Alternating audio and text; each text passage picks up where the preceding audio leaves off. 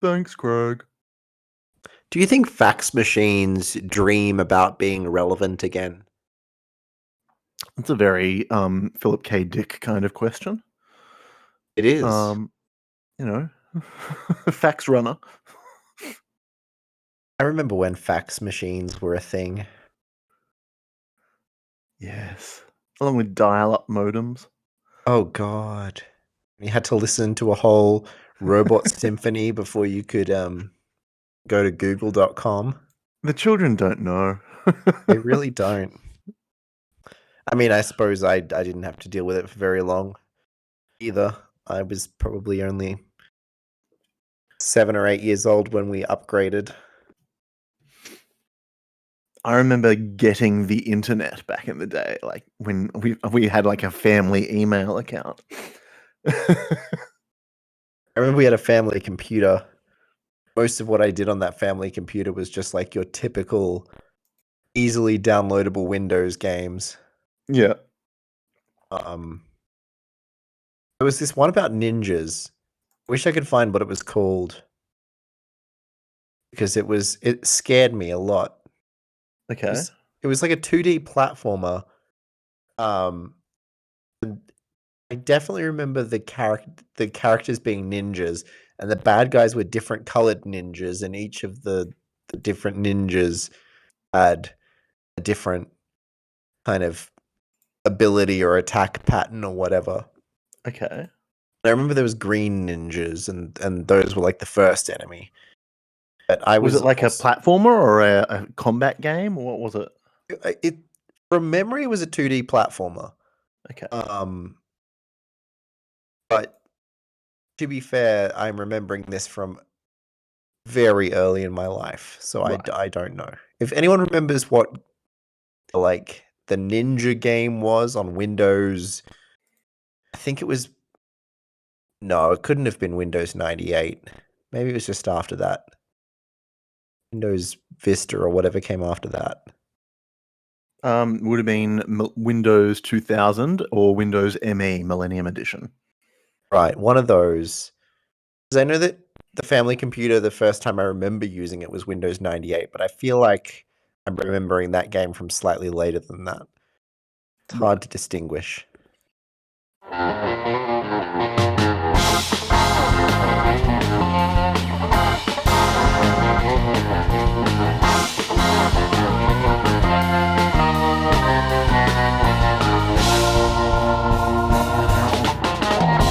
Anyway, how are you? I'm alright. Plodding along. Yeah, how about yourself? I'm doing well. I'm 27. Happy birthday. Thank you. Woo! I'm scared. Officially in your late 20s. Look, don't say that. I would say, actually, I'm still in my mid-20s because mathematically, I'm still closer to 25 than to 30. So I'm still clinging on to the mid-20s title for now. I'll milk it for one more year before I can no longer deny that I am in my late 20s. You just got to survive this year so you don't become part of the 27 club. Don't say that. the amount of people that have said that in the last 2 days since I turned 27, scary. No, we'll be fine. Most people make it past. I will survive. I'll be good. I've got plans. I've got reasons to get to 28. We'll be good. Nice. So, what's been going on in the world of theme parks lately? Oh, this and that. Not much that we didn't talk about last week. Well, Siren's Cursed, I believe, has opened. Or has had people on it. Yes. Very good. I'd love to see a Vekoma Tilt Coaster finally happen. Yeah. Well, because I always thought that the Circuit Breaker was going to be the first one to open, but I just haven't heard anything about that. Total Land seems to be suffering some severe delays. Okay. like just in general, that whole park is just way, way, way, way, way behind schedule. But yeah, so I figured once Siren's Curse got announced that it would probably be the first, just because of how Total Land is running behind schedule. Yeah. But I rode Gravity Max back in 2023, I want to say. Yeah, 2023, and it shocks me that not a single park in the entire world was interested until now. Well, And it was just sort of the clickbait coaster that was in a country that, like that. How do I delicately phrase this? A lot of Westerners didn't have any desire to go to. true, I guess what fascinates me about the fact that none got built is just like, and look, in hindsight, I kind of get it, because Gravity Max does have some like technical issues Yeah. that seem to plague it. But to be fair to it, it's 20 something years old. Mm. Like, of course, it's got some technical issues. Well, also, isn't Um, like a lot of their issues to do with ops as well? yeah, I think the biggest problem they have is weather. Um, it seems based on the operation system that they've put in place, that even the mildest amount of moisture or precipitation or humidity will affect that ride in some way. Right. Because they have like warning signs, and they even hand out pamphlets while you're in line saying, if it starts to rain, we will stop the ride, and there is a possibility you will have to evac from the lift hill if it starts to rain after you get dispatched. So like they teach you what's going to happen in the event of an evac, Right. because apparently they're so common, because like if it starts to rain, they have to evac it, which tells you there's something going on there, because evacs are a hassle. They are Yeah. really complicated to do. So if it's so bad that they're like, if it rains, we're better off evacuating than letting it run, or even Right. one cycle, it tells you there's something wrong with it. But it's 23 years old.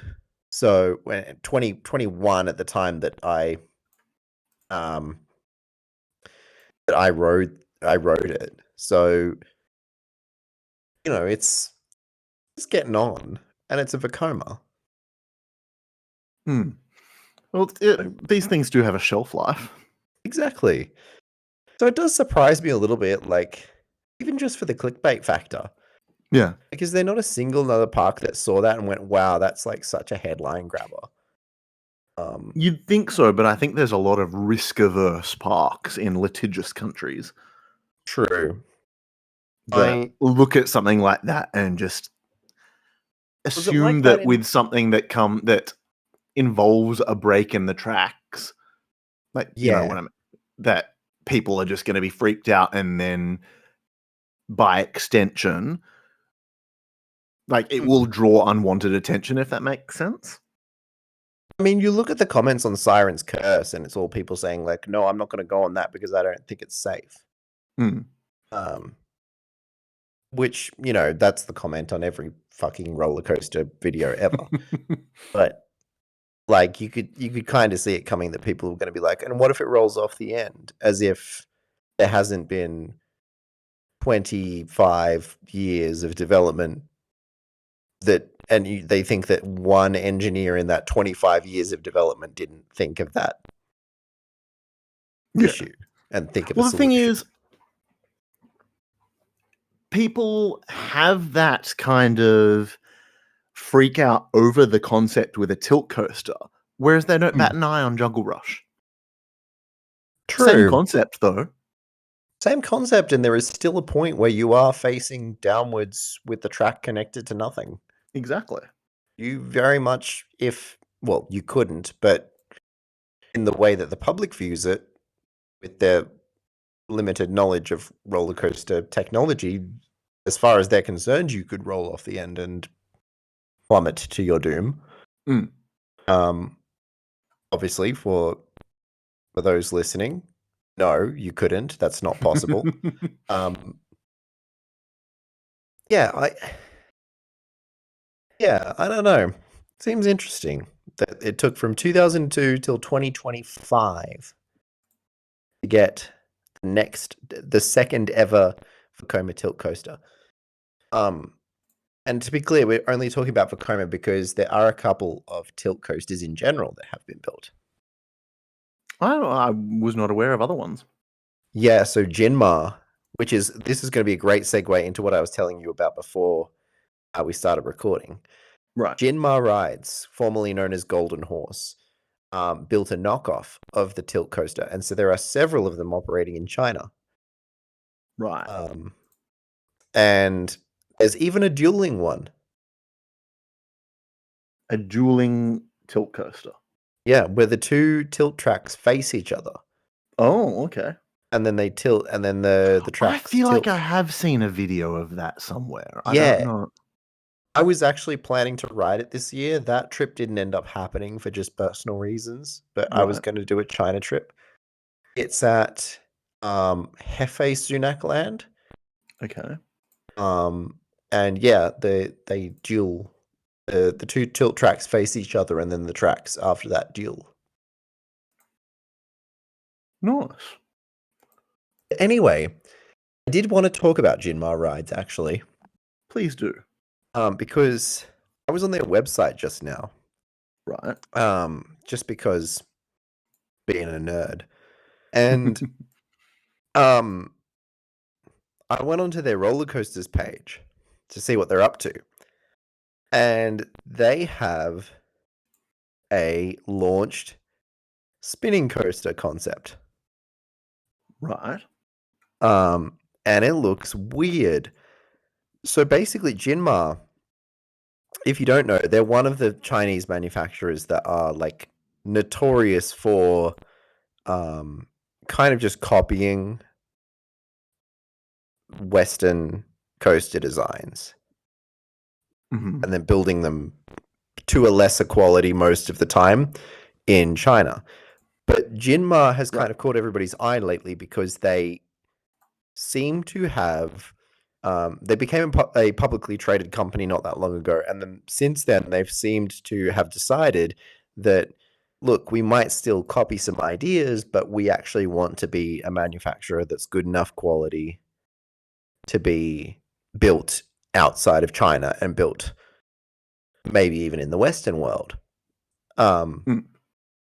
And since doing that, they've unveiled an LSM launch coaster, which looks just astonishingly good. Like, maybe even better than what B&M's doing right now. Okay. They then unveiled their version of the Vekoma Boomerang, except it's bigger, smoother, and better looking. And I've heard some reviews from someone who's been on one, and apparently it's absolutely fantastic.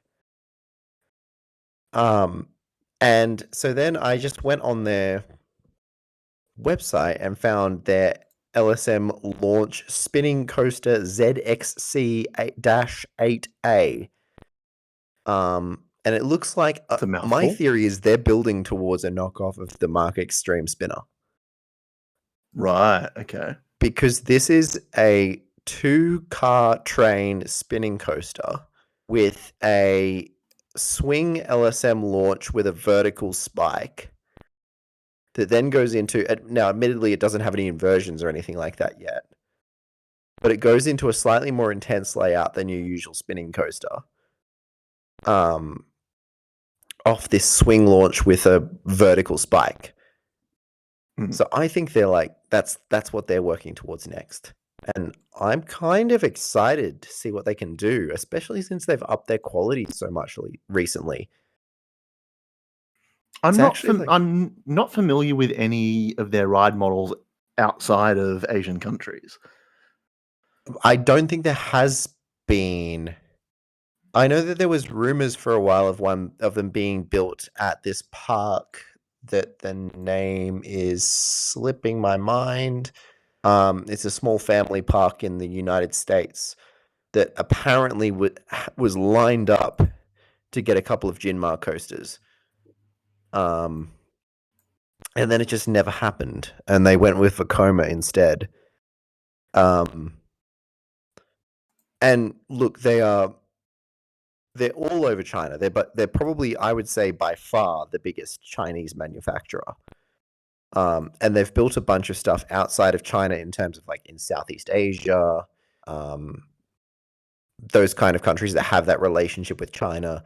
And I'm saying this cautiously because I think they have a previous reputation that maybe have less skepticism towards the Chinese market.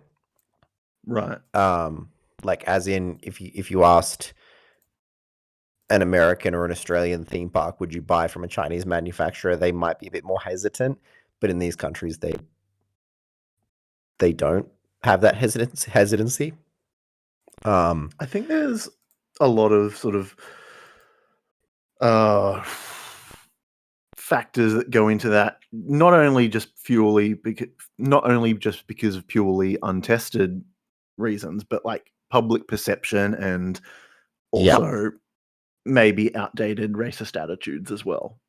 I'm sure there is a little bit of there's a little bit of racism that goes into it. There's a little bit of the Red Scare kind of factor that goes into it. I'm even post Red Scare, there's a little bit of like China's perceived in a particular way politically, but I think even then the phrase "made in China" also just carries a certain connotation. Yeah. Of like mass production, minimal quality. Yeah. Which is not something that you particularly want with amusement rides, but Jinmar seem to be trying to buck that trend. They seem to want to try and expand their global market, and they've realized that to do that, they have to demonstrate that their quality is superior to other manufacturers in China.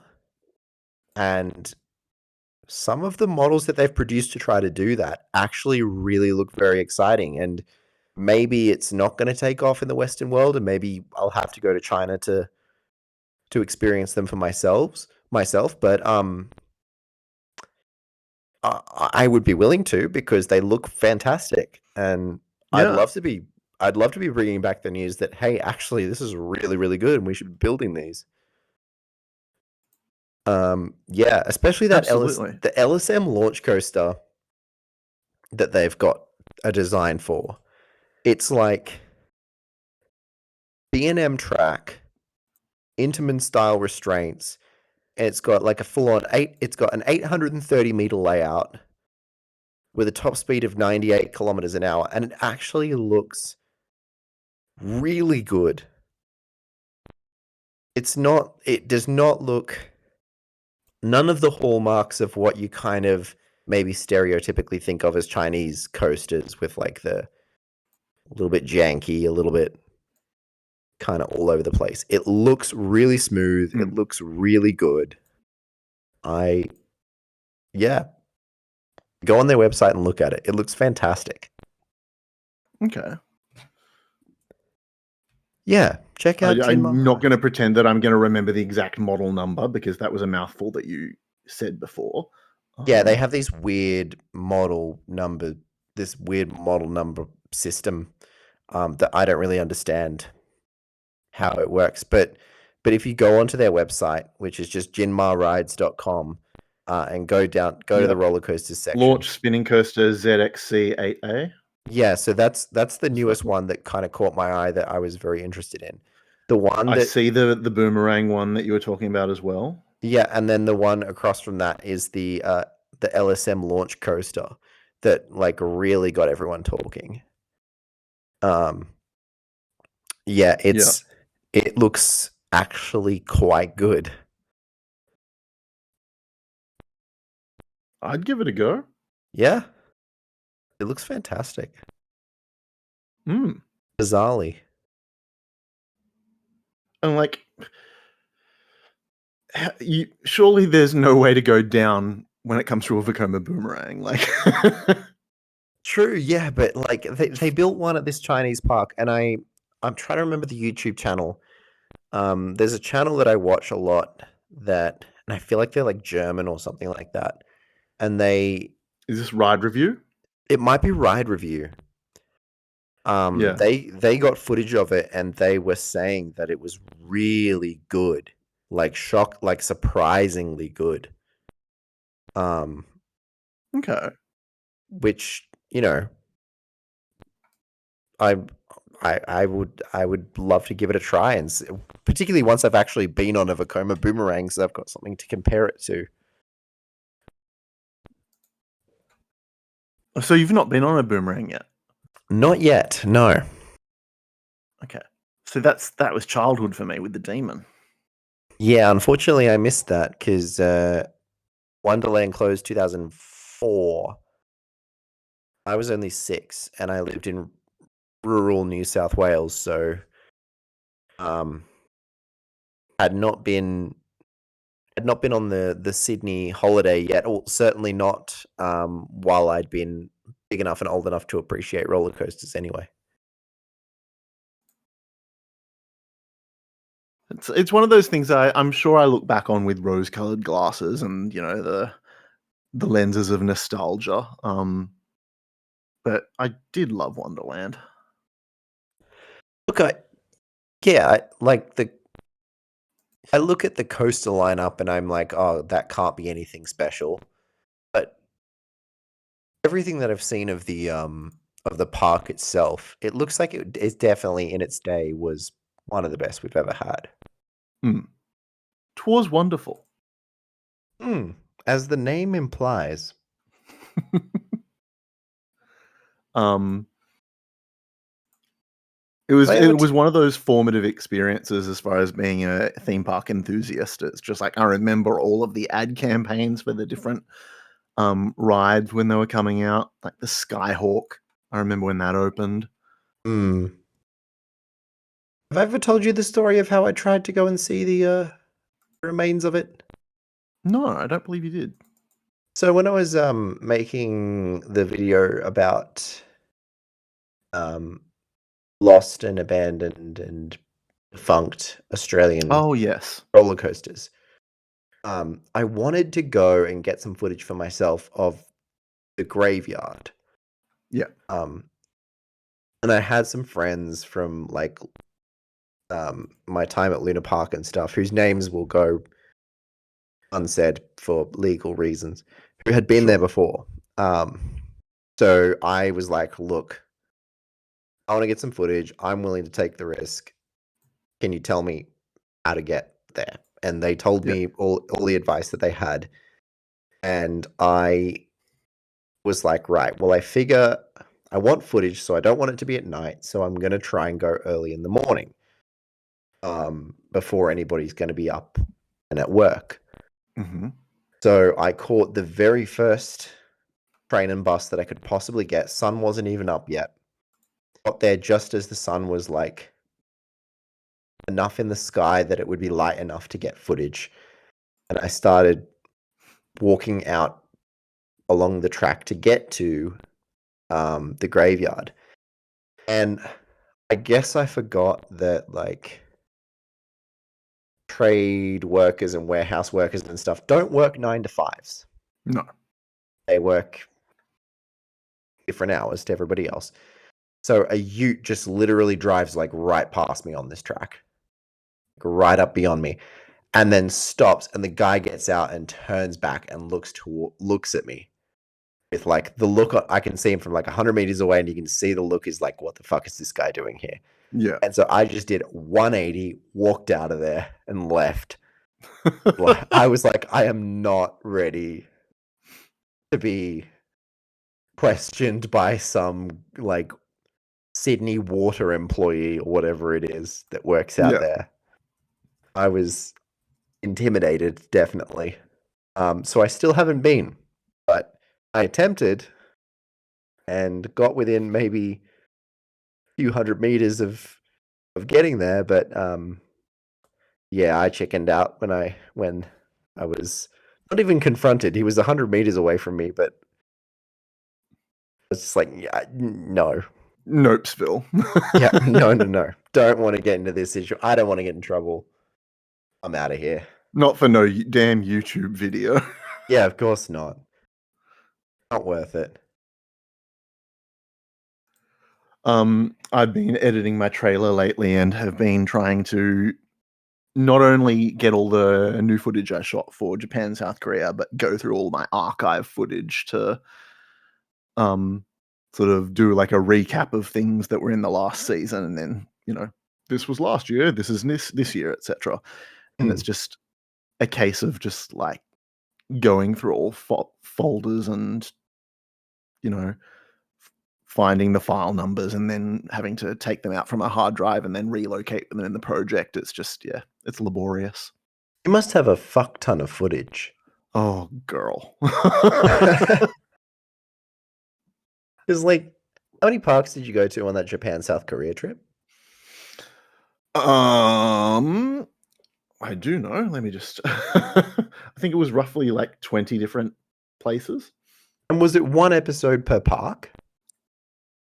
There's a couple where like I'm gonna combine like a day.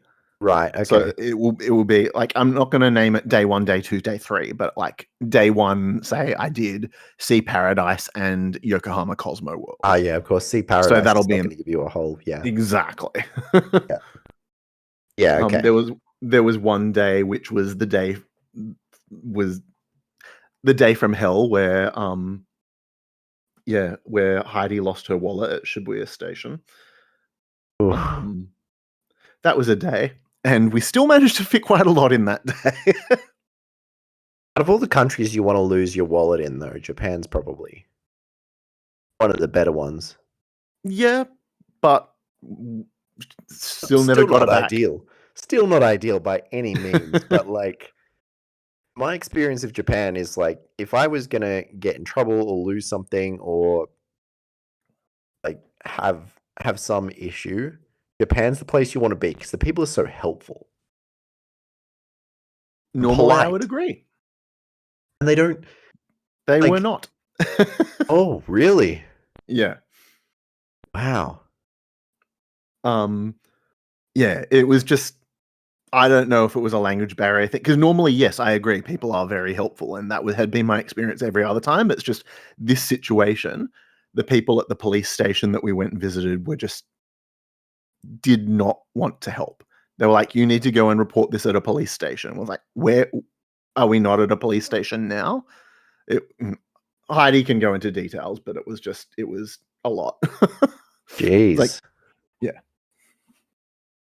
See, my experience with Japan was just everyone wanted to help. Normally that definitely was the case, but this day was the day from hell, and just yeah, right. You get the wrong people in the wrong situation, and it all just is the perfect storm, I guess. 100%. Damn, that's rough. So, how many episodes are they going to be in Ejector Bear Time Season 2? I'm gonna say roughly around the same amount. Maybe slightly less if I start stacking parks. Actually, no, it'll be slightly less because not all of the days I consider proper EV episodes. Some will be sidetracked episodes. Okay, so it's going to be like what? I'd say 15 eps. 15? Yeah, okay. So, but the difference being this time, you've got all 15 on your hard drive, all the footage for all 15 on your hard drive all at once, as opposed to before where you had a maximum of like 3. Exactly.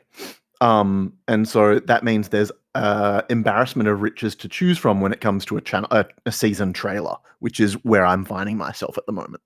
Right. Yes. Thankfully, as I was shooting on the holiday, I had producer hat on. And so every time I would like review footage or like got a shot and I was like, oh, that's great, that's going in the trailer, I'd make a note of the file name and put it in my notes app. So that's made a lot of my work so much easier. Smart. I am trying to get Yeah. better at putting my producer hat on because I'm mid-production for a YouTube video right now. And taking it feels wrong because the reason that I stepped away from YouTube was that I was taking it too seriously and not finding any joy in it anymore. Yeah. But That was it's almost like to enjoy it, I have to take it seriously in a different way. Yeah. So it's like I'm not going to take the comments seriously anymore, and I don't care how many views anything gets anymore, and I'm not going to probably promote it on social media very much anymore. But I'm doing these shoots with actors that I've given legal contracts to, and I'm taking shots over and over again and fiddling with the lighting and trying to get everything like exactly right. And it feels like I kind of caught myself there being so meticulous over this one shot, and I was like, wait, didn't I say I wanted this to be kind of less serious? Oh, I don't think I've ever like been this painstaking over a shot that's going to be like 3 seconds long. But I'm enjoying it. I'm enjoying getting back to it. Nice. I have some interesting stuff in the works. I am intrigued. Yes. What day am I planning on releasing this? You probably will have already seen the video that I'm referring to, so we can talk about that.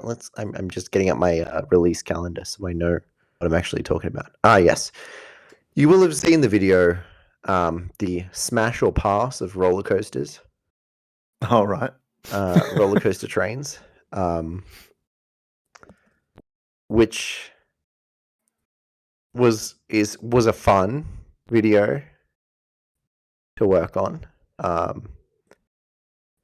It was kind of a unique blend of me making something very, very silly and very non-serious with me making it as a very serious short film project, which is like a weird contrast, but I think it kind of works. And I've got another video coming out. Where are we now? It's if you're listening to this podcast on the day it's released, there'll be a new video in about 3 weeks. Hopefully. Yeah, that's roughly about when I'm planning for my trailer to come out too. Yeah. About 3 weeks, give or take. Mostly because I plan on shooting additional footage for it in around that time. Lovely. Yes, I also need to get a whole lot of footage.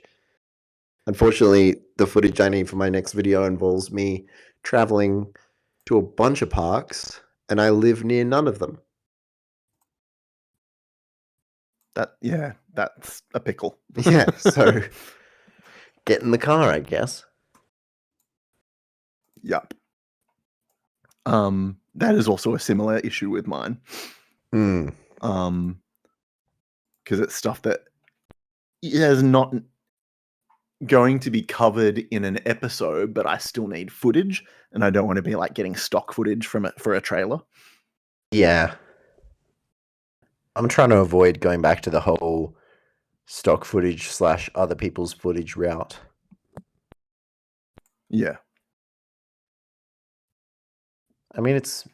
And also in a trailer, you want it to be your own stuff. Yeah, of course. Yeah. You want it to be something that people are actually going to see. You don't want to promise something that people are not going to see. Yeah. Yeah. I'm looking forward to seeing season 2 and the approach you take to it. Thank you. As we were talking about sort of, you touched on wanting to have fun with things and wanting to strike that balance. And I found that was a thing I had to really readjust during my trip, because there was a point, I think it was at Disney Sea, where I was filming on a ride where, you know, they allowed me to film. Well, that they didn't say I couldn't. And I realized I wasn't being present for it, because I was concentrating on the camera, and I was just like, I'm not having fun doing this. And so I stopped. And so, yeah. And also part of it was that most places in Japan and Korea wouldn't allow GoPros. So that took a lot of that out of the equation. But yeah, I was just like, I want to be present for going on these rides now. I don't want to be filming anything. See, you touch on an interesting point there, because I've actually full on decided that I'm not doing on-ride footage anymore for that reason. And I'm trying to find interesting things to replace it, because I know it is a very powerful tool to have in terms of creating a visually appealing roller coaster video. Yeah. Either whether it's a reaction shot or a POV shot, it's a very powerful thing to have.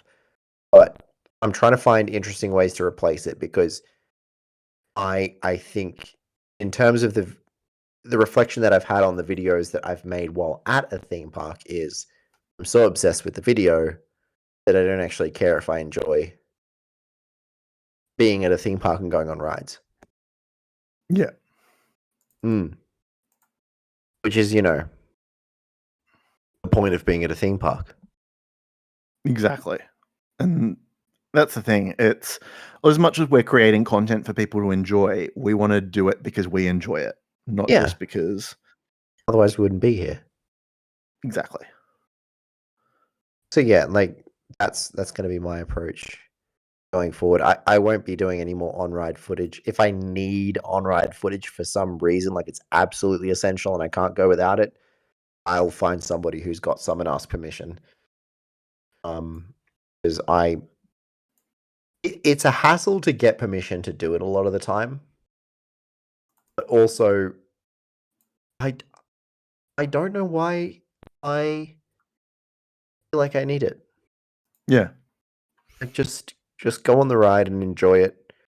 And there's plenty of interesting stuff you can do. I've got some plans with this next video that you're going to see in about 3 weeks' time. Depending on whether I can get some new hardware and some new filming equipment to do something a little bit more unique. Nice. We'll see how that goes, because it's not something that you can just buy at like Bingley or JB Hi-Fi or anything like that. It's going to involve a little bit more scouring the internet to try and find something. But hopefully it should turn out pretty cool. Fingers crossed. Yeah, if it's GoPro stuff, I find it's a lot more hands off, so I'm not as worried about it. But yeah, anything that involves an iPhone, I'm like, I'm not filming anything. Even if it's like a ride you're allowed to use an iPhone on. I want to be present for it. I think if I can't use it, if it can't be hands off, was because I used to do everything. If I had my GoPro at all, it was on a chest mount. Yeah, and I feel like those were better days, because it was like it's on the chest mount. I can enjoy the ride now, and you know it's getting the POV footage for me. Yeah, but some of those results didn't turn out the best, and so I felt like I had to get the wrist mount, be more in control of the angle and the shot.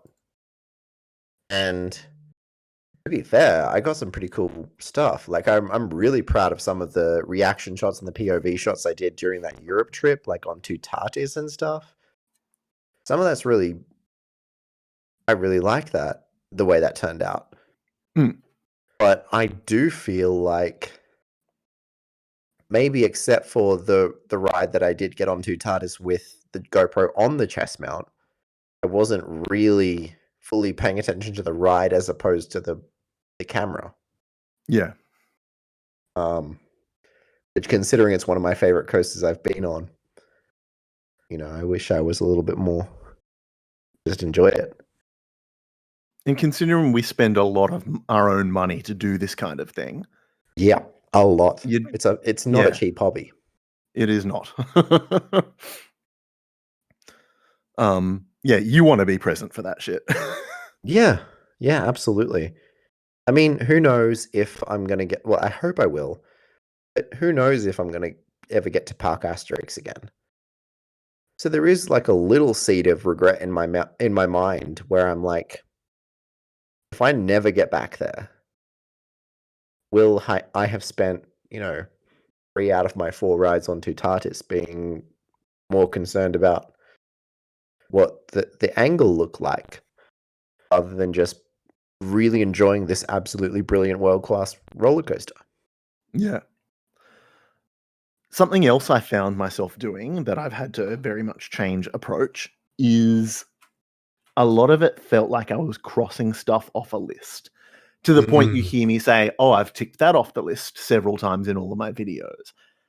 And I don't want this hobby to be about just ticking things off a list. True. Yes. And that's what doing all of Australia became. Yes, it was a goal that I'd set out for myself, and so part of that involved having a list, but I don't know, there was just something about it that was just kind of exhausting, kind of, this isn't fun anymore. Oh, what if something new comes up that's, oh, you haven't done everything now? I feel like I've done what I set out to do, and sure, if new ones pop up, then sure, I'll see what happens. But as far as I'm concerned, I achieved the goal I wanted to. Yeah, absolutely. But yeah, and I wanted just to remove that, ticked that off the list kind of attitude that I had. And so that's what I enjoyed a lot more about Japan and Korea, is that there wasn't a pre-existing list. It was just like, do I get on this? Okay. Don't make it this trip, sure. I don't feel like I've failed if I didn't get on a particular roller coaster. True, yeah. I think there was a little bit of what affected my view on Coaster Odyssey after I had to come back as well. I felt a little bit the same way. Yeah. I mean, like, I hadn't, because ultimately I hadn't decided to stop doing it at that point. So I was like, oh, it's fine. Like, I'll come back to Europe at some point. And I think just the fact that I only got to 10 episodes upset me in a way that it shouldn't.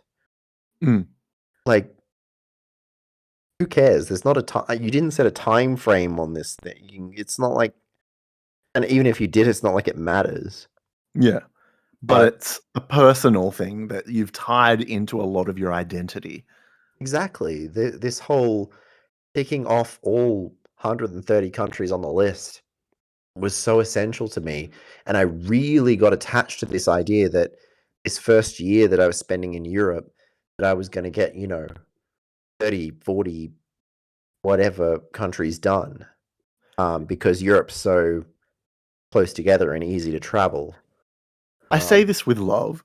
It was an ambitious concept. Well, it was an ambitious concept, but I was like, shoot for the stars, land on the moon kind of thing. Like, if I'd got 20 done with like doing a road trip over there and doing, jamming together a bunch of the countries there, then I would have been happy. Having to come home after having done 10 overall took a toll on my mental health that it shouldn't have. Yeah. Simply because it felt like I'd not only fallen short, but fallen drastically embarrassingly short. And I think looking back, it's because the series did become a list, not a series. It became, did I tick that country off? Cool. Move on to the next one. Which is why it will be coming back eventually when I feel like the time is right. And I'm going to be restarting it. But I'm going to be doing it differently because I'm going to be doing it as I want to properly experience the countries as I go through them. Yeah, that's fair call. I'm setting it out with the goal of I actually don't care if I get to all 130. It's literally just me trying to experience one country at a time, ride a coaster there, meet some people there, do something new there, try some food, see some local tourist sites or icons or landmarks or whatever, and have a unique experience while tying it in with roller coasters. And not being so concerned about like, oh, how can I knock out 20, 30, 40 countries in a year? Be more like, okay, well, where haven't I been yet? Where can I go that's interesting? And how can I make a great video while having a really fun experience and riding a roller coaster there? Yeah. Even if it's one country in a year, where can I go that I haven't been yet that I can really make some great content while having a great time? Yeah. So like, no, I do really relate to that whole it became a list thing. Yeah. Because, picking things off a list is great, but what's I went to 19 different parks in Japan and South Korea. Mm-hmm. However, 2 of those were not roller coaster parks. So 17 different coaster parks. Okay. Plus 2 so yeah, I'll assume parks, like but they were theme parks. Some of them will be combined together, so like 13 to 15 episodes, I assume. Yeah. Yeah, okay. That's going to be exciting. Some of those might, some of those might just be, sidetracked episodes. I don't know. But one of my bigger regrets about Japan and Korea was trying to fit so much in. Yeah, because we really smash through everything. Double-edged sword with traveling, isn't it? Yeah. On the one hand, if it goes well, you fit a lot in. But the moment one thing doesn't go quite so well, and the whole plan can fall apart, and also you just don't get time to experience things kind of as they happen. Yeah, and we had great highs, we had low lows. I think one of the low points was when we'd planned a day about going to Yomiuri Land, and we got there and found out that it was closed as we'd traveled with our suit luggage all day. Oh, that's rough. That was a table flip moment from me. How did you often travel with your luggage to the parks? Not all the time, but this was we're going because we have to leave to our next location directly after we finish at the park. Yeah, okay. Did you do it at any other and we had parks to check out in the morning? Got into? Yeah. Nagashima Spa Land, we took our suitcases. How did you find them with it? Nagashima had great lockers. Okay. Big, giant, chunky suitcase style lockers. That's good. So that was really good. Nagashima, I loved Nagashima. It was such a good place. Other places we had like hotels nearby that we could keep our luggage there, like our place in Fujiyoshida for Fuji-Q. Interesting. Yeah, I'm just trying to remember all of them. Because in my experience, it can be a tough thing to do. And that's actually why I got a more condensed backpack when I did my Europe trip. Because I was like, I want something that's going to fit in a locker no matter where I go. Because I had troubles on the way over there. Universal Singapore had which bizarrely being a Universal park, I think there was maybe 10 total lockers that would fit my the big backpack my big travel pack that I was traveling with. Right. And luckily I got one of them, but it was expensive as shit. And then the other place that I needed it for was Rainbow's End in New Zealand, which in hindsight didn't need to pack so much because I was only there for like a week. But they actually had to put my bag in like a storage room out of the way for me, which was a hassle. I felt like I was disturbing the staff when I put it in there. And then when I wanted to get it out, I had to go and find someone at the front desk and be like, hey, I need to get my bag back. So it was a real hassle that was just totally unnecessary because I needed to carry my bag because I was catching a flight down to Palmerston North to go and ride the backyard coaster after that. It's always balmy and palmy. It's a bit of a pain. Shout out to Spanky Jackson. Yeah. But yeah, otherwise it was pretty good. There were times where we just booked hotels for convenience, not necessarily because we had to. So, for example, we were staying in Yokohama for all of our Tokyo stay. But when we did the Disney parks, we booked the Dinosaur Hotel nearby, just so that we wouldn't have to get up at a sparrow's fart. We still had to get up early, but we didn't have to get up even earlier to travel all the way there. Yeah. Because I was determined on getting fast passes at Tokyo Disney Sea so I could get on Fantasy Springs rides. And that's a situation where you need to have scanned into the park before you can buy a fast pass. Yeah. And the lines outside the park start at the crack of dawn. So I arrived at 7 a.m., just after 7 a.m. for the Disney Sea line, and it was an enormous line.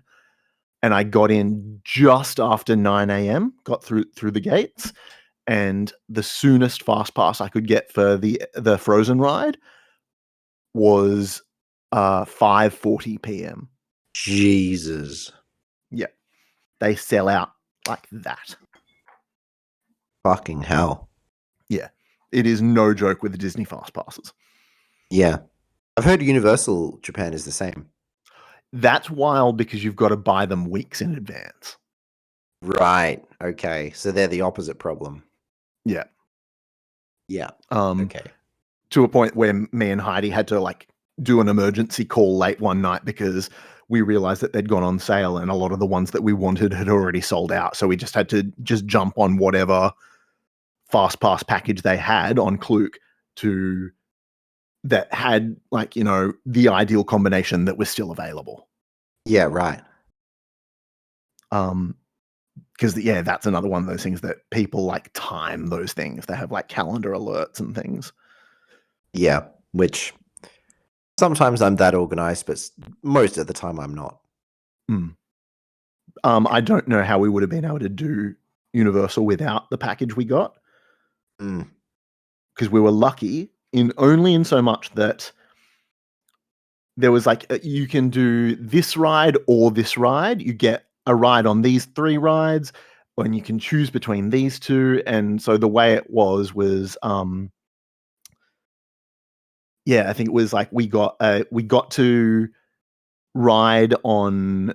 It was a fast pass ride for Mario Kart Koopa's Challenge, and that got us timed entry into Super Nintendo World. Yeah. It was one of those things where unless you have timed entry, you couldn't get into a land. So Jesus. Yeah. That place has grown so much since I went. Oh, it's insane. Because I went to Universal Japan in 2008. And I do not remember the system being very different to just what you'd expect of a theme park in Australia. I don't even think Fast Pass was a thing at Universal Parks back in those days. So you just get in line, and the lines were long, but Oh, the over tourism there is wild. Yeah, because we did I did one day there, and we did the old Adventures of Spider-Man ride. We did Jurassic Park. We did the Snoopy roller coaster. We did Jaws. We did. I'm so gutted Jaws was closed. Oh yeah, is it the only one left? It is. It's the only Jaws ride left in the world. Fuck. It's actually really good. Yeah. And Jaws is one of my favorite movies of all time. So I was just like, I was so looking forward to it. And then we found out it was closed and we were heartbroken. When I'm a millionaire and I open my theme park, that is a style of ride that I'm going to include because I just want to bring it back. It's just narrated dark ride / narrated boat ride. I reckon they could totally do that. Yeah, like the live at performance. Dreamworld. You totally could. You could use the Murrissippi. You could use the old paddle steamer system. Like, you'd want it refurbished, but like, Yeah, that have like the show scenes around the island. you absolutely could. And I'd love to see them do something like that.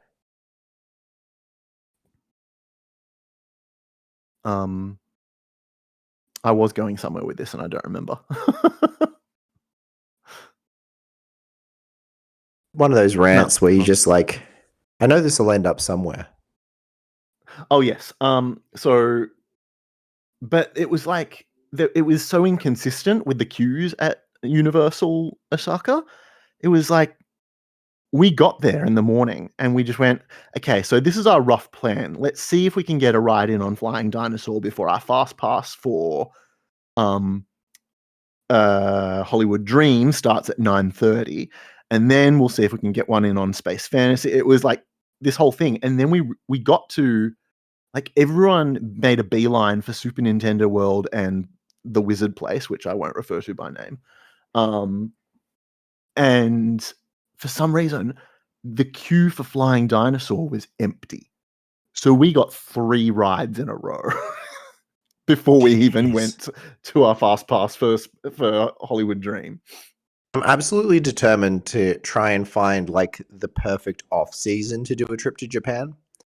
Because I've heard so many horror stories about what it's like to get fast passes in queue and stuff. But I'm like, if I'm going to actually enjoy my time there, I need to find the perfect window where it's not off season, so things aren't closed, but the crowds are not big.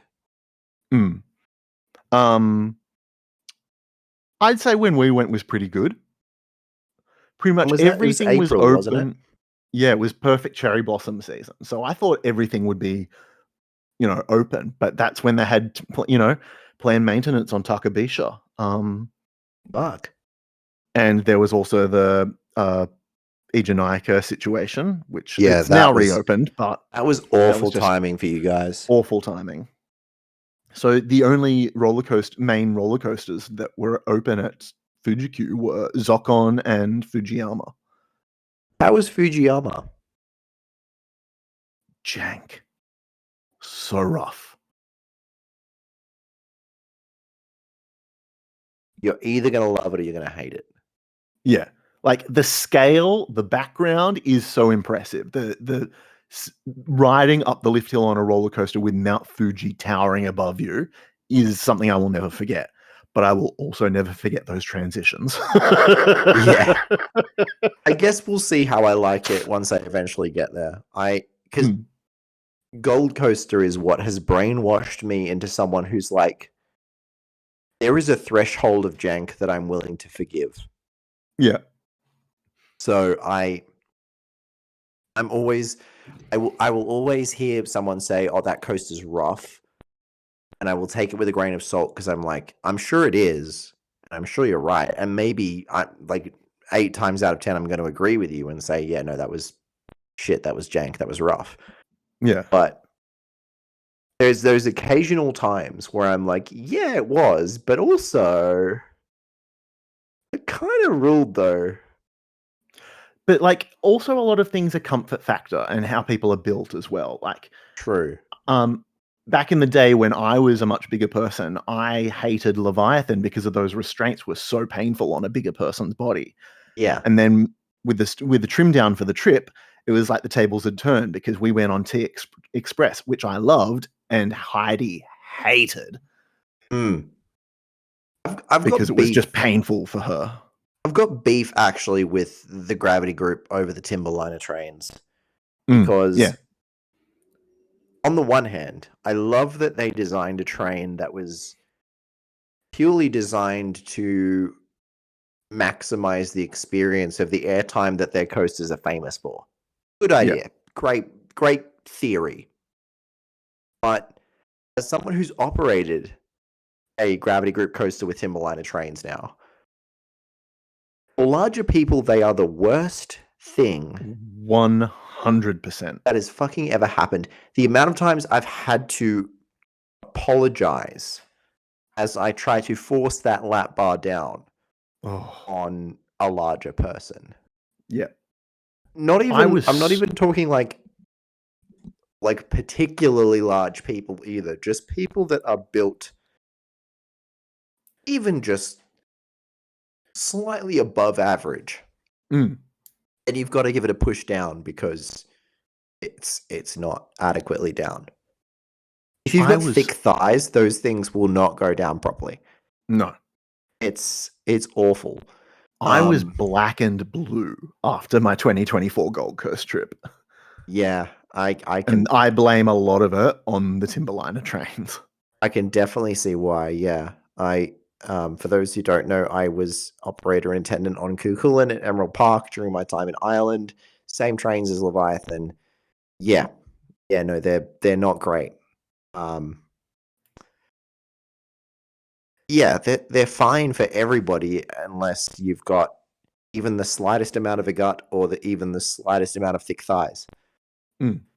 And at that point, then your body blocks the bar, and unfortunately, that means that the attendants have to push it down further to make it adequately across you, and that's just going to be unpleasant for you for the whole time because wooden coasters are rough.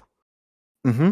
And the thing is, the way that lap bar goes across the body, unless you've got some kind of corset sucking you in, it's not just going into place, and it's actually digging into the side of your belly kind of thing. Yeah, it's I have seen people get on Cuchulainn that I was particularly the largest people that I remember getting on Cuchulainn, they always came back being like, I regret going on that. Yeah. And now, to be fair, Cuchulainn is rougher than Leviathan. It's got some very violent moments in terms of like potholes and stuff. Mm. But I don't think there's that much difference in terms of how much pain it would cause to a person that was not well suited to those restraints. Yeah, it's a lot, Robin. I very much sympathize with the plight that you had on that Leviathan ride after seeing firsthand what it was like to operate them when there was a larger person aboard the train. Yeah. It was like, and the thing was, sorry. It was just every single person that I had to like kind of staple a little bit to get them in. I was a bit like, look, I apologize in advance because this is not going to be a pleasant ride for you. Mm.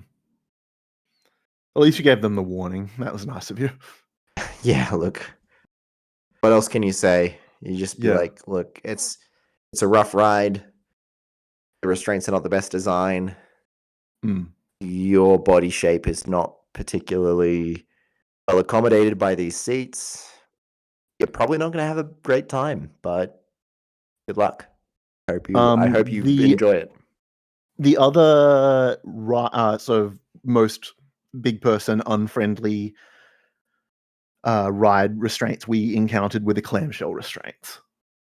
Really? Yeah. Okay. Why is that?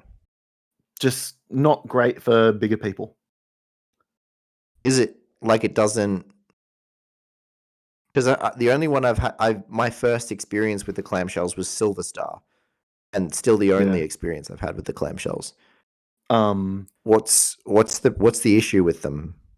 Just sort of needing to get them a certain point locked down. Oh, okay. Yeah. So like you needed to be stapled to go. Yeah, like it's in the footage, and Heidi spoke about it in the footage, so I don't think she'll mind me talking about it. But yeah, she had a lot of difficulty with the clamshell restraints. We got on Steel Dragon 2000 fine. Yeah. But she had to do convincing to the people at Universal to let her on Hollywood Dream. Jeez. Yeah. I just want to say as well, Heidi is not like not a big person. I hesitate with my language being a very skinny boy. But Heidi's not a huge person. No. She's not small build, but she's not huge at all. So the fact that there would be hesitancy at all is, for me, that's a lack of accessibility. Yeah, 100%. I didn't even know that about the clamshells. I was actually really looking forward to trying them out when I got on Silver Star. Because I didn't have issues with them because I was a lot thinner at the time. I'm at the moment, having sort of had a nice little hiatus from exercise post-holiday, I'm probably around the same weight I was in my Threadbow video. But yeah, I'm getting back on the wagon there. Very nice. But yes, it was interesting to be able to see both of our sort of experiences. So even though I was no longer a full husky gentleman, by no means was I like a skinny twink, but Heidi was able to sort of give her own insight into what she thought of rides. And so you'll see that in season 2. It's definitely sort of a collaborative experience kind of thing. Very nice. Ejector Bear Time cross. Ejector Bear Time Trans-Australian Coaster Channel crossover event. Yeah. So where's season 3? Season 3 is when the credit card's paid off. I feel that. And where we've gotten a nice little buffer saved up because we're not spending our financial buffer anymore. Very fair. Like, I'm glad I did it. Yeah. Because, the world seems to have gone to shit in the time since we got back. So I don't see myself traveling for a while. But at the same token, I miss having a buffer of savings that I could fall back onto in case of emergency. So it will be a case of me paying off the credit card and saving that buffer up again before I even entertain the thought of another overseas trip. Very fair. Mine. Hold on, I'm going to look at the calendar again because we are recording these episodes in advance and I want to make sure I'm... Okay, so that's the date that I'm going to release this. Okay. In just less than 2 months, you will see my next overseas trip, hopefully, if all goes to plan. Right.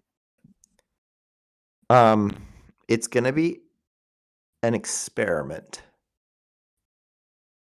Okay.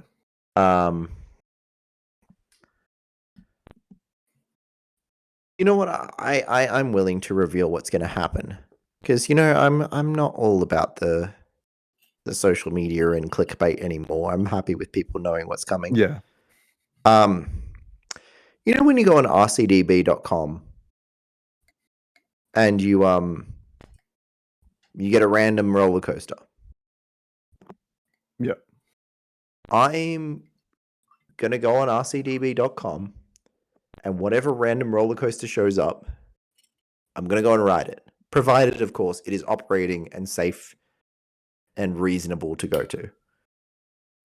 And in a safe country to go to. Yes, there will be, there will be provisos. I'm not going to throw myself into some war zone or something like that. So there may be some okay, let's do a take 2 because that's not reasonable. But the goal is open RCDB, coaster shows up, give yourself 2 weeks to plan, go, and film the experience. And just see how that goes. I think I wrote the scripts for these 3 videos, the one that you've already seen by now, followed by the one that's coming in like 3 weeks, and then this one, the RCDB roulette one. I wrote them all at the same time, and it was all kind of a journey of rediscovering what it was about both roller coasters and content creation that I loved, and what I found that it was the adventure and the just kind of the playfulness and the fun, just having fun. And I figured I had this huge list of ideas of what I was going to do for my first kind of new coaster overseas trip. And this one stuck out to me as the perfect example of just going and letting myself have fun, and not even having really a like a set out plan or a list of coasters that I wanted to tick off the list. Just letting the universe decide for me and just go, let's go have some fun. Let's go ride some coasters. Nice. So yeah, that'll be coming late September-ish. Back in 63. Sorry. Late September, I'm going to say, is probably when that's going to drop, pending, there could be delays to it or whatever, but yeah, that's what's in the pipeline. Exciting times. Yeah. Yeah, the one good thing about shooting an entire season in advance is now that I have time to save. Yes. You've got all the time in the world. Yeah. But yes, I'm hoping to shoot just a couple of extra location shots for the trailer to be able to tease content that I will be shooting later this year. Very good. I think I know what that content might be. Are you also waiting on even the slightest amount of news from Warner Brothers Movie World? I'm mostly waiting for the smallest amount of news from the Big Banana. Yes. I wouldn't count on that. Well, they've already started construction on that one. They're aiming for a September opening. They have. I meant the news, though. The news. I feel the like last I've heard was turning the first sod kind of thing.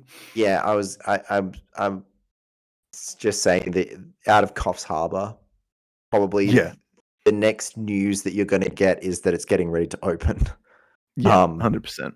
Oh, it was more in case people had posted on Parks or something like that. Yeah. I'm keeping a very close eye on Movie World socials, being like, what the hell is going on with Scooby-Doo? Yeah. I'm very worried about this because I don't think there will be any changes to the on-ride experience outside of a new ride tracking system. The optimistic I think it'll be next gen again. The optimistic side of me says that the fact that this seems like it's inevitably going to be delayed means that they're trying to do a whole lot and just shit's happened. Yeah. The pessimistic side of me says this is a really, really bad sign, particularly given their recent track record.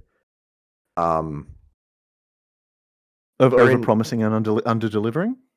Well, so it closed what? 2022? Late 2022? Early 2023? I think early 2023. Something like that. And the whole thing was it's going to take, they admitted from the offset that it was going to take a while and it was not going to reopen until 2025. So until now, I kind of haven't been too worried about the time frame because I've been like, they said 2025. So The fact that it's taken 2 years is it's been expected from the get-go. This is still on track. We're now at July 2025 and we haven't heard anything, not even a teaser. Yeah. So I'm like, well, if it was coming in September, then they would be teasing it already. If it was coming in December, I feel like they would at least be dropping hints by now. 6 months out, yeah. Yeah, you'd at least be getting like the kind of baity ads to try and get people to buy annual passes or whatever. Surely. Yeah. So the fact that we've got nothing is very concerning to me. I don't know what to expect. I'm anticipating it's probably going to be delayed. Yeah. I'm going to say maybe early 2026, maybe even Easter 2026. But what will we expect when it opens? I dread to say that I don't have the highest expectations. And I fear you may be right. That it may be new ride vehicles, retracked new braking systems, which it needed, to be fair. Good improvements. But the improvements that I think I was most hoping for was redo the theming again. Yeah, I think that's what everyone was hoping, but I don't think it's going to happen. Yeah, I fear you're right. That it's gonna be Scooby-Doo Next Generation again, just smoother. Which, granted, it needed that. It was even starting to get to the point where it hurt me on the lap bars, and I'm a skinny dude, but those lap bars were drilling into me every time we hit the brakes. But,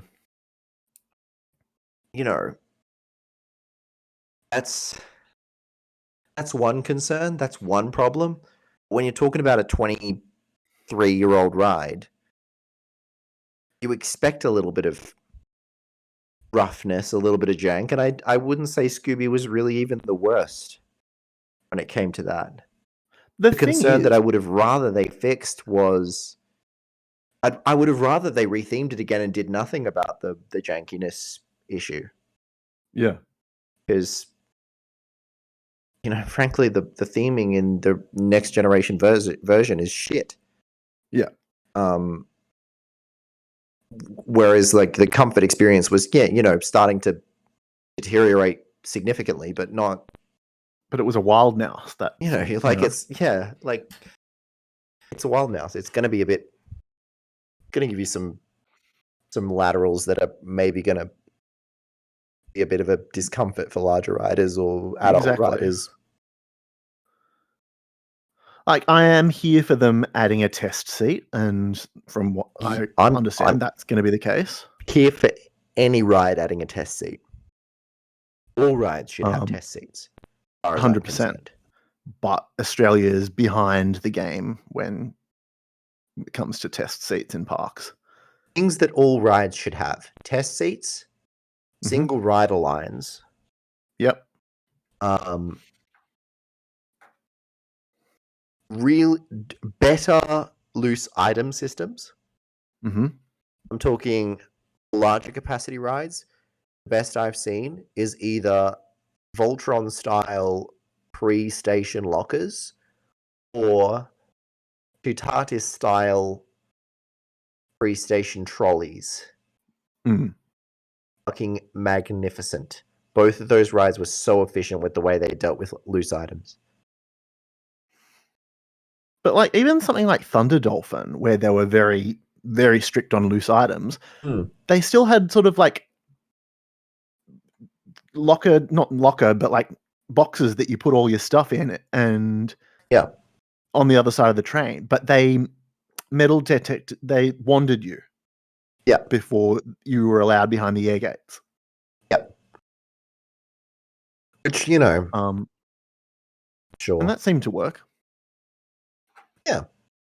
Voltron system is when you get to the front of the queue, you get let into an area that has you get given a key card and you get let into this area that has these lockers, and you unlock one of the lockers with your key card, put your stuff in, rebadge it with your key card, and then the only thing you take with you onto the ride is your key card. Yeah. Which can fit in like any little pocket. And that's also the same with like those ones where it's just the key with the little what do you call it? Phone cord wristband. Yeah, something like that.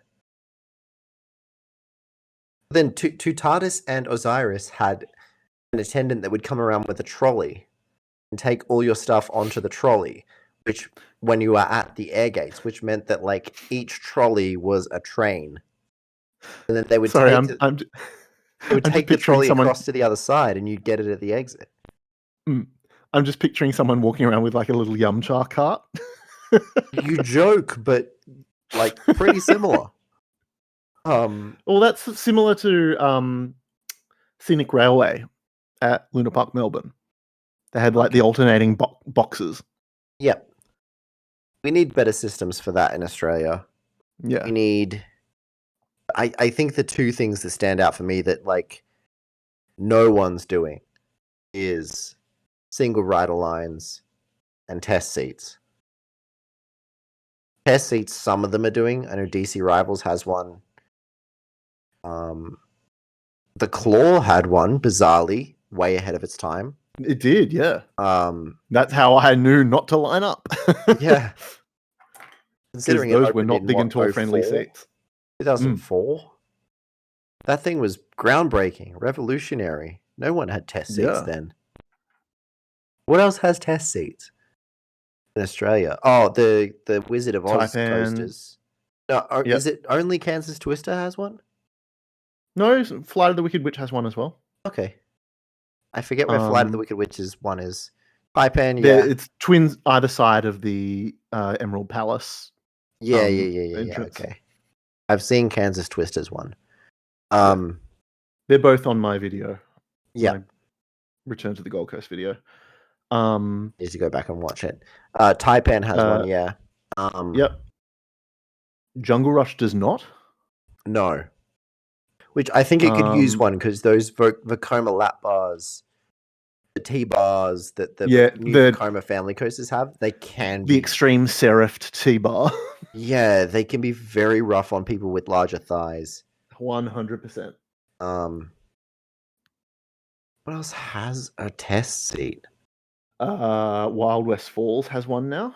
Oh, okay. I didn't know that actually. Yep. What else?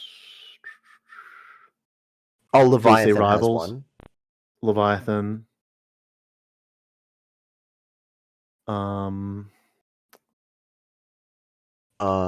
I know that Luna Park Sydney was talking about getting one for Dipper, but they haven't, as far as I'm aware. I think that's it. Oh, does Abyss have one? They do, yes. But its indicator light is not working and has not been fixed since my first trip in 2020. The old days. Yeah. Because I remember like filming it to test it and like looked at the indicator light and it wasn't working. And then when I went back a year later to do it, it still wasn't working. At least you can test if it's comfortable. You don't know if it works. Yeah. But, you know. So I'll give them that it gives people an idea of whether or not. At least, yeah, like it will be bigger person friendly, but it won't give you an indication as to if it actually locks in. Yeah, the very largest people are going to be able to tell that that's not comfortable for them. But I still think you need to have the indicator light working because there's going to be people that are right on the line. Exactly. That are going to need to find out for themselves. But look, they should have one every coaster, and I mean even kiddie coasters. Yeah, because so that like parents who line up with their kids know. Yeah, if you're lining up with your kid for, I don't know, throwing out their SpongeBob's Boating School Blast, and you're a mum or a dad who's a little bit larger built, you still want to find out. Yeah. Like, if if you maybe have to send your kid with their older brother or sister instead because you're not going to fit. Like that's and actually kiddie coasters can be one of the bigger problems because they're designed mostly for kids and to accommodate a smaller size of person because they're supposed to be for kids. So that can mean they're actually more restrictive on larger adults. There should be test seats on every ride because I'm even saying that just from a ride operator's perspective of how awful it is to have to tell a person that they can't ride. Yeah. It's an uncomfortable thing to do. And sometimes you actually do feel like you're just humiliating that person. It's not too fun being on the other side of it too. Yeah, I can imagine. Like, I made a YouTube channel about it. Yeah. I know how bad I felt, and I cannot imagine what it must have been like to be on the other end of that, of being called out in front of a whole line of people and told, "Look, I'm sorry, I can't get you inside in the restraint." I do know actually for a fact that people don't appreciate it because I've been yelled at several times over it, which is a little unfair, but I understand at least that. There's a mix of emotions that are, there's a lot of emotions. Not entirely. Yeah, it's not. They're not exactly. I'm sure people. It's a lot of misdirected emotion, I should say. Yeah, it's a negative emotion, and they're just looking for somewhere to direct it. But yeah, test seats really are just. I don't understand why parks are not implementing them here in Australia, because they're really a win-win for everybody. Yeah, you increase the speed of operations. You save people the embarrassment of getting to the front of an hour-long queue and finding out that they can't ride. Everyone wins. What? You know what my pet peeve about test seats is? They're not kept in good operating condition.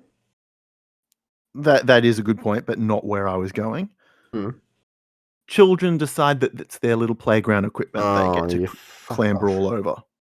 And so even if they have a test seat, you can't guarantee you'll be able to use it because, little Timmy and Jacinta decided that they wanted to have their own little personal roller coaster car to climb all over. And their parents don't do anything about that. We forgot motor coaster as well. Oh, yes, of course. Because it's so helpful. The best test seat of them all. The one that everyone needs.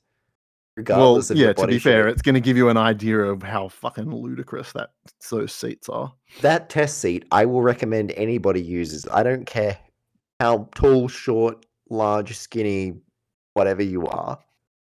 Use that test seat because not only will it test if you're going to fit, it's going to test if you think you actually want to put yourself through this. Well, I think mostly if everybody used that test seat before queuing up, you would half the you probably would dispatch times. You'd probably get a bunch of people that were like, "Oh wait, this is how I have to sit? Oh fuck that!" Exactly. No, absolutely. Or at least have trained people into what they have to do when they get through the air gate. Exactly true. That people would at least know how they have to sit on the seat. Because half the time it's just these gormless people going, "You want me to put my knees where?" Yeah. I would hate to operate that ride so much. Yeah. I would actually probably quit my job over that. Like I have had issues with ride operating procedures in the past. That is on a new level. That would be like fix this shit or I'm out kind of level. Yeah. It's less than ideal. It's not great.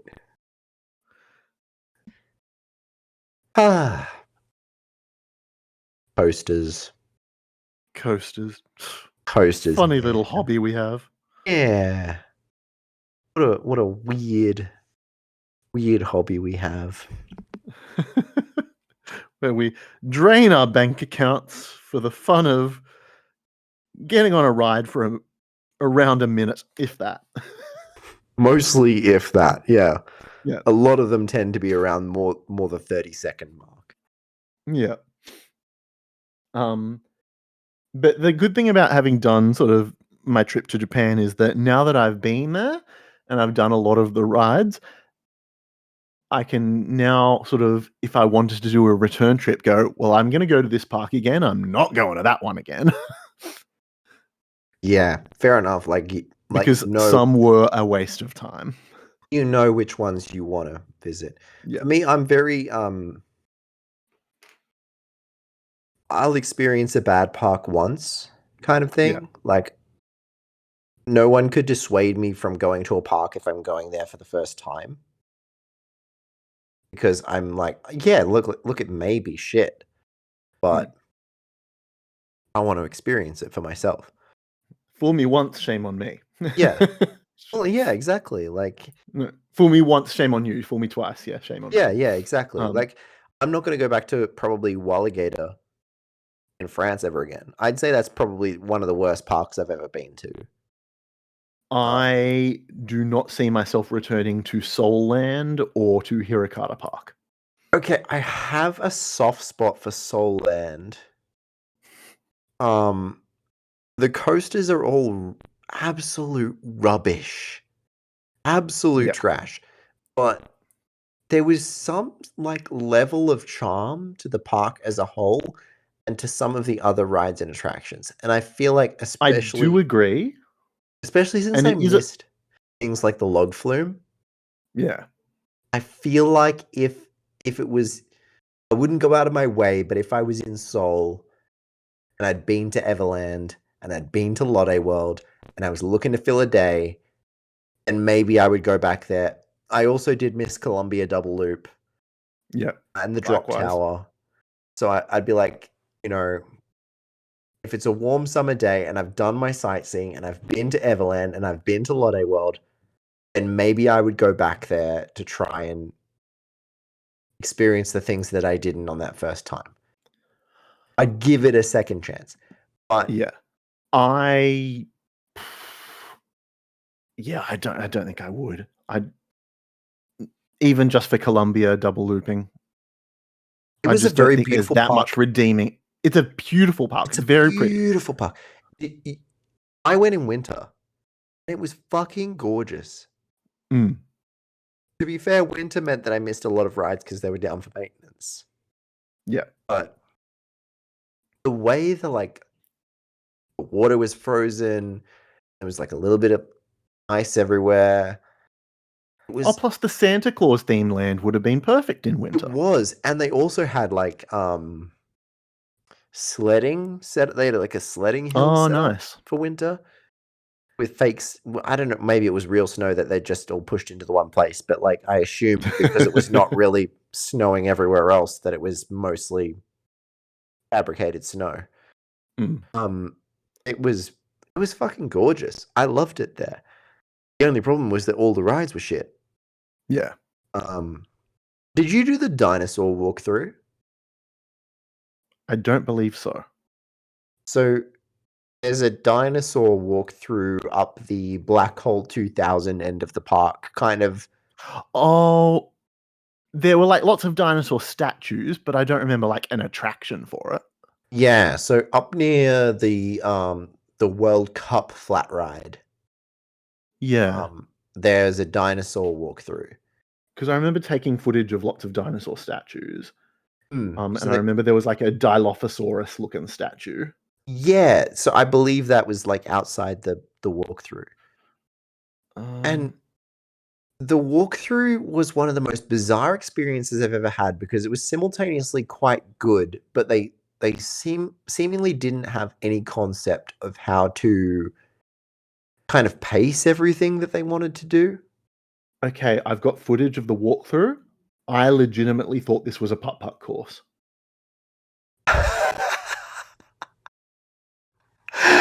Legit, I thought this was a putt-putt course. I didn't realize that was a walkthrough. No, it's a walkthrough. Oh, it is a putt-putt course. Oh, okay. Maybe they also have a putt-putt course. I didn't see a putt-putt course. But when I went, there was a dinosaur walkthrough, and I went in there mainly because I was fucking freezing, and I saw indoor attraction. Oh, there was an indoor attraction. No, what I'm looking at is an outdoor thing, but just with Okay. lots of dinosaur statues. No, so I went in because I was freezing, and because Korea in January, and I went in there just trying to like get out of the cold air for a second, and it was the statues and animatronics were really good, but they just had no idea how to pace it. So like Right. like you walked in and you were kind of like, oh, like there's a couple of statues here, like, oh, these actually look like kind of good quality. Was this gonna have like actually like be an actually decent walkthrough? And then you just walk out into the main area and there's just all like just fucking dinosaur statues everywhere. And you can Okay, see them all. No control of sight lines, like you can see them all everywhere. I've And like found it. It's inside the big geodesic dome thing. yes. Yeah, we took footage of the outside, but we didn't bother going in because we just Yeah. laughed at it looking like, because it was Jurassic Land. It's Yeah, like, yeah, not Jurassic yeah. Park, not Jurassic World, Jurassic Land. Yeah. So inside there's a walkthrough attraction that is just the whole dome is just fucking full of dinosaurs. Like Oh, I'm annoyed that we didn't go in now. it's you cannot see like you can see every single dinosaur at any given time at any point. So there's no like kind of decent walkthrough moments where you turn around a corner and you see something new. Mm. It's built poorly in that way, but for some reason, like it actually was kind of good just because the dinosaurs and stuff are actually pretty decent for a park of that scale. All right. Yeah. I would go back to Seoul Land. I kind of had a good day there, even though the coasters were shit. Black Hole 2000, I wouldn't wish on my worst enemy. If I go back there, I will not be going back on Black Hole 2000. That thing was awful. Cruel and unusual punishment. Walligator, I will not go back to. Is that the one that had is it Monster or Monster? Yeah. Yeah. And that's the only regret I will have about not going back there. Because Monster's really good. Everything else at that park is rubbish. And it's not maintained well. And also I experienced everything at that park in a day. So I'm like, well, I don't have a reason to go back there. But even down to like the food outlets were really like trashy. That's so a like shame. yeah, like it was like really cheapo food outlets, and I just didn't have any reason to want to go back there. I spent the whole day, other than going on Monster, because Monster was fucking fantastic. I spent the whole day wishing like I the was one back in redeeming Luxembourg. feature of the park. Yeah. I spent the whole day wishing I was back in Luxembourg, because Luxembourg's a beautiful city, and I was like, oh, I could have been like sightseeing there. Walligator's Walligator. It does have has a very interesting little museum of its own history, including a model of the park when it first opened. And I actually really enjoyed walking through that. Other than that, that park needs not just TLC, that park needs to be. The sad thing is that you can see that what it was intended to be. Just like the infrastructure is there for a really good park. Yeah. It's set up with this beautiful Main Street area. It's got like the buildings and stuff that could accommodate some really nice area, like themed areas and stuff like that. And it's just not run like that. It's shit. There's a point where we're walking through Seoul Land and just looking around, and I just say to camera, "Who is this park for?" A very good question. It is a bizarre park. Seoul Land's weird. One thing I wish I had more time to do is maybe explore more of Nijigen no Mori, which was the theme park that the Godzilla zipline is on. Because there was a whole sort of Naruto themed area. There was like, it was all different themed areas, but because I just wasn't familiar with those properties, it didn't really like. I wanted to spend my time doing other things, but I would have liked to have explored the rest of the island a bit more. But also, there was only a certain amount of buses off the island that day. So I was just like, if I don't get this bus, I'm going to have to wait several hours for the next one. And then that might be the last one. Yeah. So it was just a case of, no, just get off the island while you can, because you are limited in options on getting out of here. Yeah, fair enough. You got to get out while you can.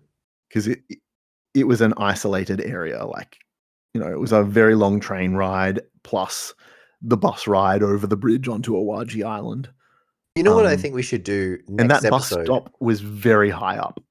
Next episode of Total Baloney, we should bring 3 reviews of theme parks that we've been to that most people would not have been to. Okay. And we'll talk about these theme parks. I have 2 contenders already in my head. I've got 1.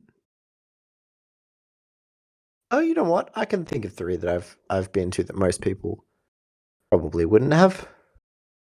Yeah. One of those is another one of those things where I would have liked to have spent more time there. But I just was trying to fit too much in that day. Well, we'll do that. Well, next week we'll talk about 3 parks that you as a listener have probably not been to, and we'll review them. We'll talk about what's good, what's bad, and maybe you'll be inspired to go on a really bizarre holiday. On a little side quest. Yeah, it'll have a little side quest. Kieran, where can they find you if they're hearing you here for the first time? If you're hearing from me for the first time, you can find me on YouTube at ejectorbeartime, and you can also find me on Blue Sky at ejectorbeartime.bsky.social. How about yourself, Jake? You can find me at Maloney's Coasters on YouTube, where you'll find videos beginning to upload for the first time in quite a while, so I hope you're excited. And you can also head to my other YouTube channel, at Maloney's Coasters Off-Ride Footage, which you might be interested in, particularly if you are a coaster creator like us, as I upload footage there weekly of different roller coasters, and you're free to use that footage as long as it's credited. Lovely. Yeah, I think that's a good way to wrap this episode up. Absolutely. So, until next time. Yeah, wherever you're listening from, this has been a bunch of Total Baloney. What a bunch! What a bunch! What a bunch! What's that from? What a bunch!